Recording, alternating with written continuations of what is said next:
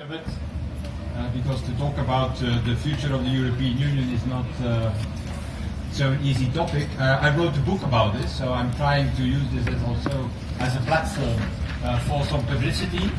And the name of the title of the book is Europe's Last Chance. Has been published after the Dutch version and a French version in English. In fact, in American, quite different.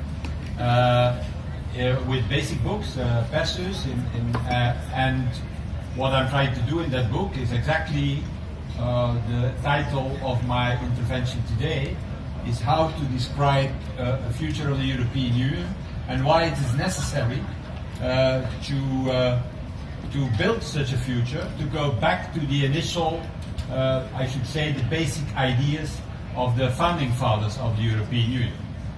And why I'm telling you that, because we are in 2017, and this the year of the 60th anniversary of the Treaty of Rome.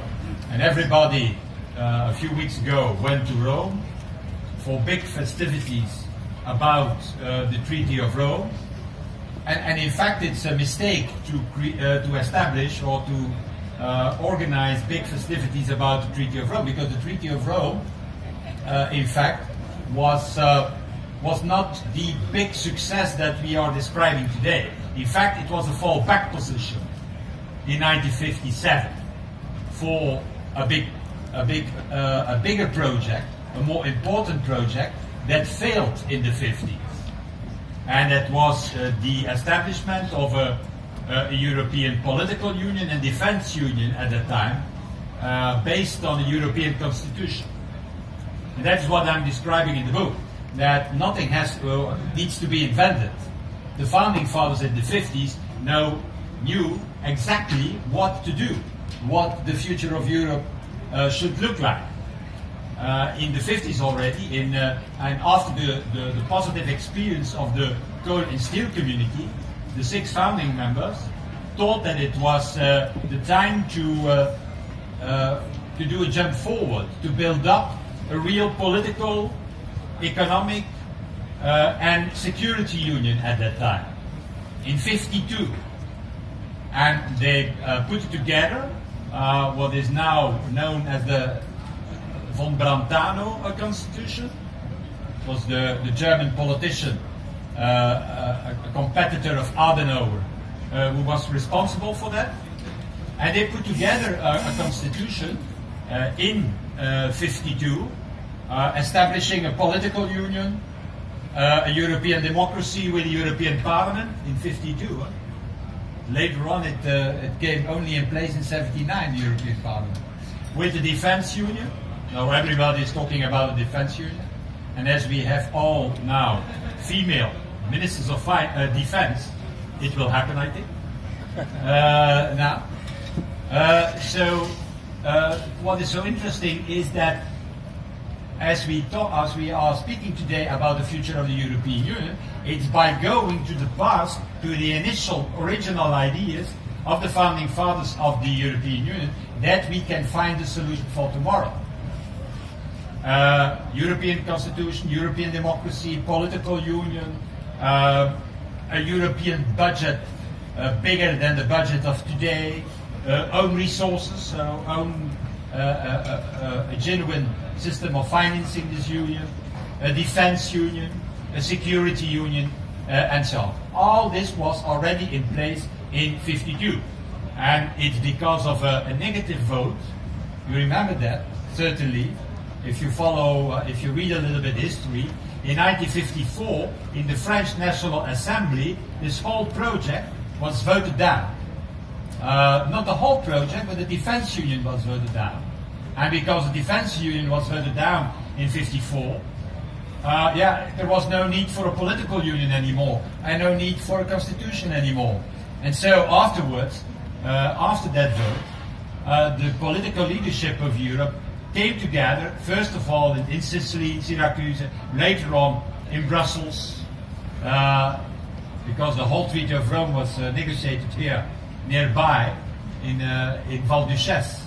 And there is still a place where you can see the names of those who negotiated the Treaty of Rome, and then everybody went to Rome to sign the 57 treaty. But that was a fallback position, a customs union mainly, because there was no longer an agreement on the political union, defense union, the security union, and the economic union, and so on.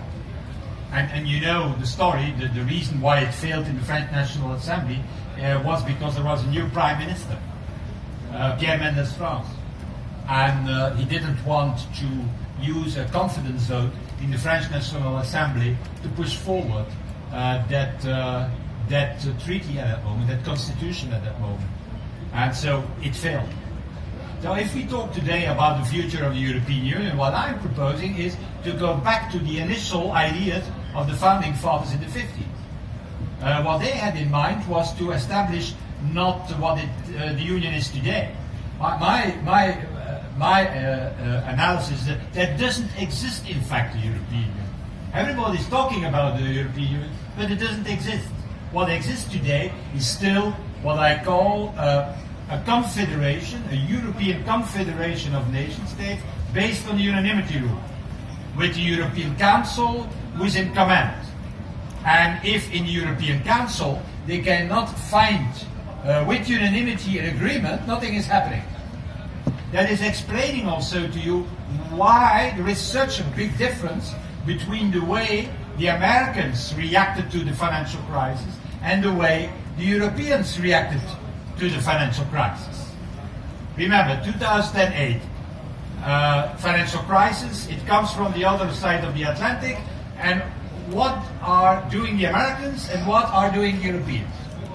The Americans, in 9 months, established what I call a three-stage rocket. And that was together Democrats and Republicans, because it started with the Republican administration and it continued with the first Democratic administration under Obama. And in 9 months they launched a three-stage rocket with essentially three things, three stages. First stage, TARP, cleaning the banks. $400 billion to clean up the banks, insurance companies, and all this money have in the meanwhile been paid back to the taxpayers in the United States. So since 2014 there is no $1 anymore of taxpayers' money that is in the banks or the insurance companies in the US. Second thing what it did, second stage of the rocket, was immediately launch an investment program. And this investment program was a program of $900 billion, immediately. And it was a program for the period 2009-2019. And so it's still in place today. And so what Trump is doing is in fact increasing that instrument. But it's still in place. It's $900 billion covering a period of 10 years. And the third what they were doing is they asked to the Federal Reserve Board to launch an operation of quantitative easing. Quantitative easing for a total amount of 1.2 trillion. I find it always more impressive when you say that in English. Otherwise it's 1,200 billion, well 1.3 trillion, that seems to be something of another planet than planet Earth. That's what they were doing. In 9 months they launched this three-stage rocket. And then you have to compare that with the Europeans. The Europeans we are still in a debate. Still in a debate, what is the way out? What is the way out? Do we need to follow Ferguson? Or do we need to follow Krugman? Do we need austerity? Or do we need growth and investment? And that is the consequence of the institutional setup of the European Union. While in America it's a federal system, and whatever the majority is, they decide with the majority what to do. They launch a three-stage rocket. In Europe, when we have such a problem, we start debating. And as we need unanimity in European Council, at the end, nothing is happening. So we still not have cleaned up our banks in Europe. We are still facing problems in a number of countries, mainly now in Italy, but also the biggest bank in Germany is not very sound, and maybe tomorrow banks in other countries. We still not cleaned up our banks. Secondly, we launched an investment program at the end 2 years ago, but a small one, 300 billion compared to the 900 of the United States of America. And we did at the end quantitative easing by the European Central Bank, but not to stimulate growth, to avoid deflation, as an ultimate remedy, not to fall in a period of deflation. And so if you compare this, and if you compare also in America 2.5% growth, we at the best 1.5% growth, with huge differences between the north and between the south of Europe. If you compare it, well, you see what the political problem is. We are always acting too little, too late, because of the institutional political architecture in Europe, who is not sound and who is not capable to take decisions. And that creates this famous phrase, Europe acting too little, too late. It's about facing the fallout of the financial crisis. It's about the refugee crisis and the migration flows. It's the same. We don't have the European Border and Coast Guard. We have now a new European Border and Coast Guard, so this upgraded Frontex with a total budget of 250 million euro. Homeland Security in the US is $62 billion today. And half of this is needed of Homeland Security to secure the borders of the United States. We do it with 250 million euros. We're going to do it. So the same is happening about almost every problem. For example, on security, internal security, the cooperation between intelligence and police services, what we are thinking, we're going to better coordinate them instead of establishing on the European level the necessary capabilities and capacities to deal with it. So the idea of a European FBI, for example, not imaginable in Europe. No, we're going to do it with a better coordination. So the main problem of Europe today is still an institutional political problem.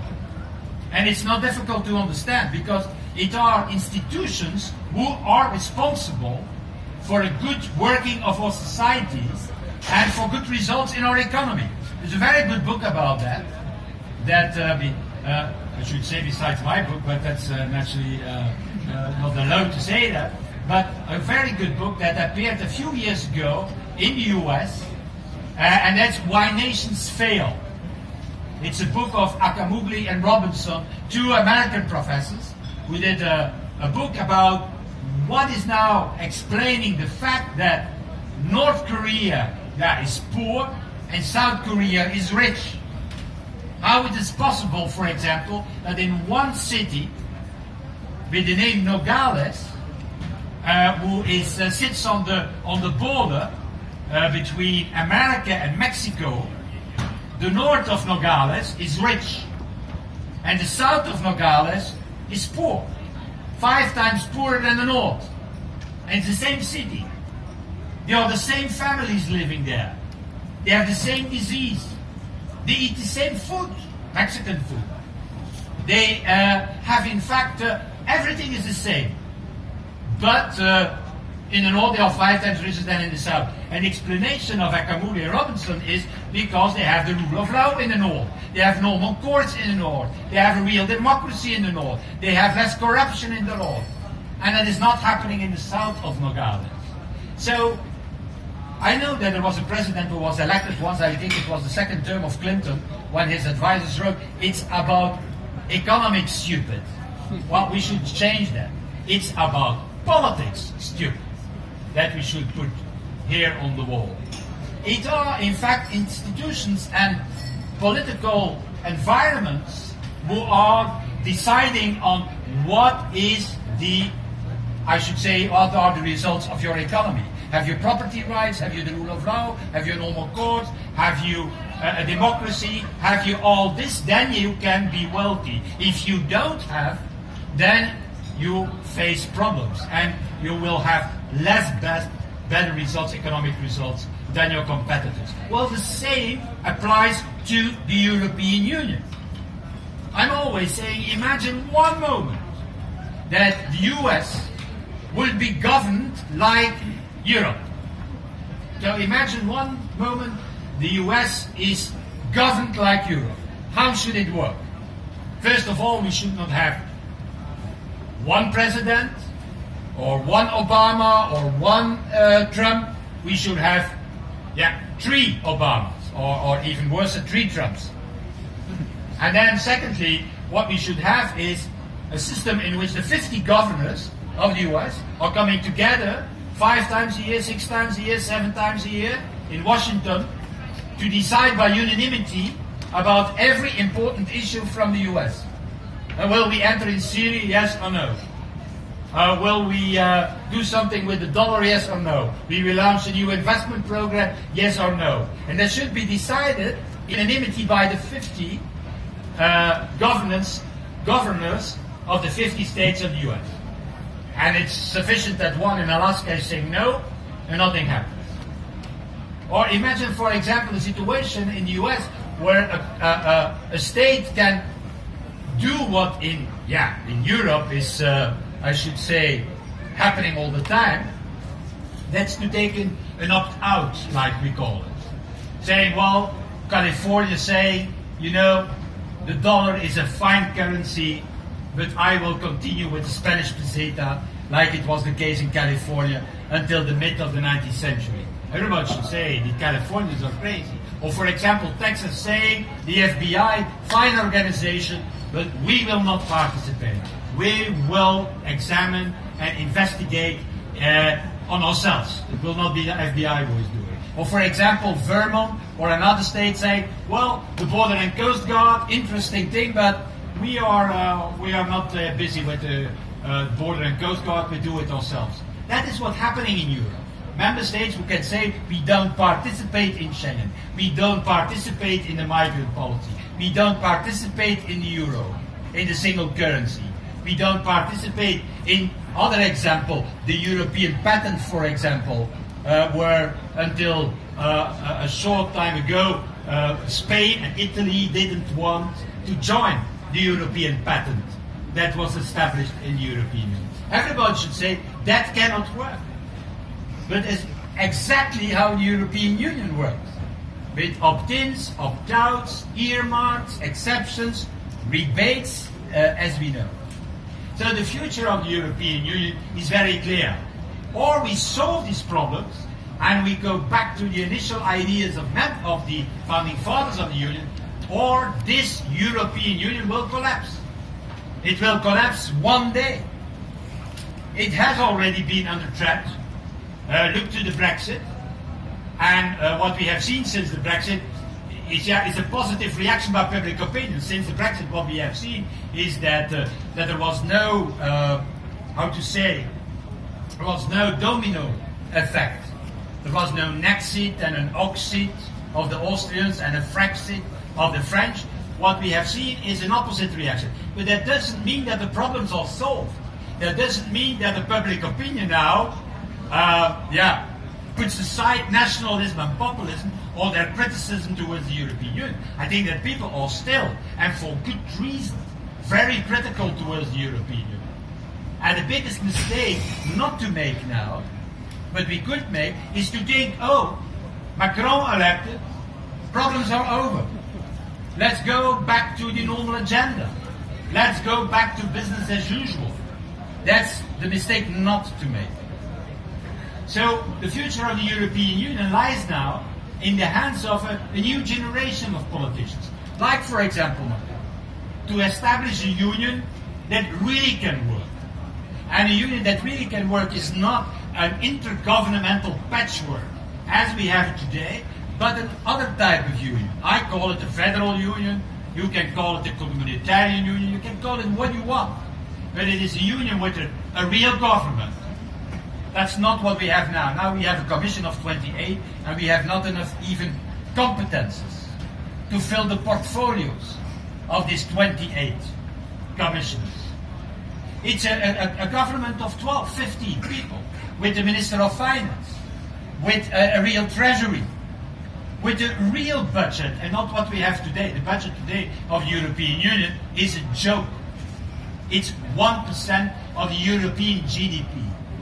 Tell me how you can govern and manage a continent like Europe with 1% of the European GDP. Because of this 1%, I have to tell you, 80% is coming from the member states under the form of contributions, and is paid back immediately to the same member states under all types of subsidies. So the real budget of the European Union is not 1%. It's in fact 0.2%. And from the 0.2%, we need 0.06% to pay the civil servants, the institutions, the more than 40 agencies we have spread all over Europe. So the real room of maneuver in budgetary terms of the European Union is 1% minus 0.8% minus 0.06%. That means, I didn't do mathematics, I'm a lawyer, but I think that I am right when I'm saying that is 0.40% of the European GDP. That's the real room of maneuver of the European budget.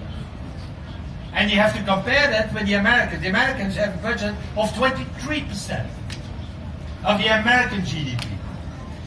I'm always saying that, look, if you don't want to compare yourself with the Federation, compare yourself with the Confederation, the Swiss Confederation, for example. Well, the Swiss Confederation in Bern has a budget of 15% of the Swiss GDP. 15, 1-5. Not 0.14 like we have in the European Union. So the future of the European Union will be to change all that. Is there a possibility? Yes. Because we know that with the common currency, this common currency, the euro, is not sustainable if we don't achieve exactly that.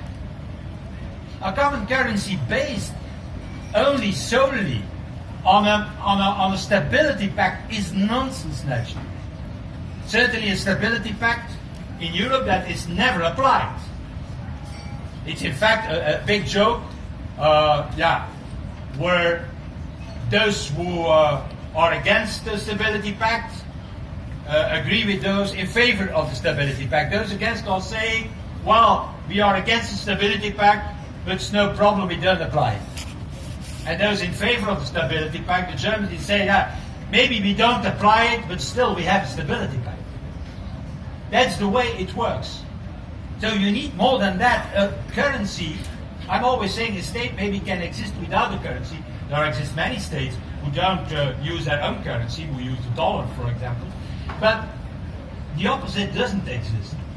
A single currency without a state authority behind, with what is needed: a government, a treasury, a fiscal capacity, a capacity to borrow. That's the whole discussion about Eurobonds that comes up again. There is some positive evolution in Berlin. They are against Eurobonds when it concerns the mutualization of that, but maybe they can be in favor as a last backstop for a European budget, for a fiscal capacity of the Union. So that's the future of the European Union. And my message today here in the summit is very simple. What happened now in these last elections in the Netherlands, where the pro-European parties won, D66, the Greens, and Wilders has not won the election. In Austria, where Van der Bellen won the election, the second round against Hoven, and with Macron against Le Pen, is not the fact that people are not critical to the Union. No, they want to give to the politicians a new chance. Because you have to know one thing: people are not against Europe. People are against the European Union as it works today. All what people are saying, people are Eurosceptic, your ideas make no sense in the public opinion of today. It's not true. If you look to all polls, all inquiries of the public opinion, you will see that if you ask on 15 different issues, is it necessary to have more Europe to fight against terrorism, to fight against fraud, to fight against unemployment, to regain competitiveness with the European economy, and so on. Well, on all these issues, on all these 15 questions, in 14 cases, the public opinion in Europe is responding positively with a majority of 70, 75, even 80%. Even on an issue like the European army. People are not stupid. They know very well that at the one hand we spend more or less 42% of the Americans on our army in military expenditures on the 28, but we are only capable to develop, to produce 10%, 15% of the operations of the American army. So it's not difficult to understand that we are 3-4 times less effective than the American army, than the Americans. And the reason is also very simple, because we are doing 28 times the same thing. We have 28 times the same capacity, strategic capacity, the same medical service, the same intelligence service, the same tactical transport, for example, capabilities. And that's the reason why with 42% of the American budget we can only develop, in the best case, 50% of the operations of the American army. Because we are not doing that in one defense community. So the future of the European Union is that it's not to create a superstate. Nobody asked a superstate. Nobody asked to a system in which disappear the nation states or the member states. That's not what we want. What we want is that where there is an additional value that can be created on the European level, to do so. Because in the world of tomorrow, based on empires, it will be a supranational organization like Europe that can defend our interests, our standards, our rules, and that we are not capable, or our nation states are not capable to do that separately, individually, because they have not the size, they have not the weight on the world level to do so. So it's a question of survival. Or we do this, and there is, with Macron, I think, a new generation, also in other countries, of politicians who have also that clear idea, or we shall not survive the 21st century. That doesn't mean that we will all survive, but it will be not in the same conditions, not with the same wealth, not with the same power, and not with the same influence worldwide. It's the one or the other. But personally, I have to tell you, an adept of Sir Karl Raimund Popper, that was a philosopher working in at British universities, and his phrase was always to say, optimism is a moral duty. And I think in politics it's really true. Otherwise you cannot survive in politics. So I'm confident that that will happen. Confident why? Because there will be a new generation of politicians who will remember that the basic ideas of the founding fathers are really not from the past, but are really also the message for the future of Europe. Thank you for your attendance, and thank you for your presence. Thank you. Thank you very much, Mr.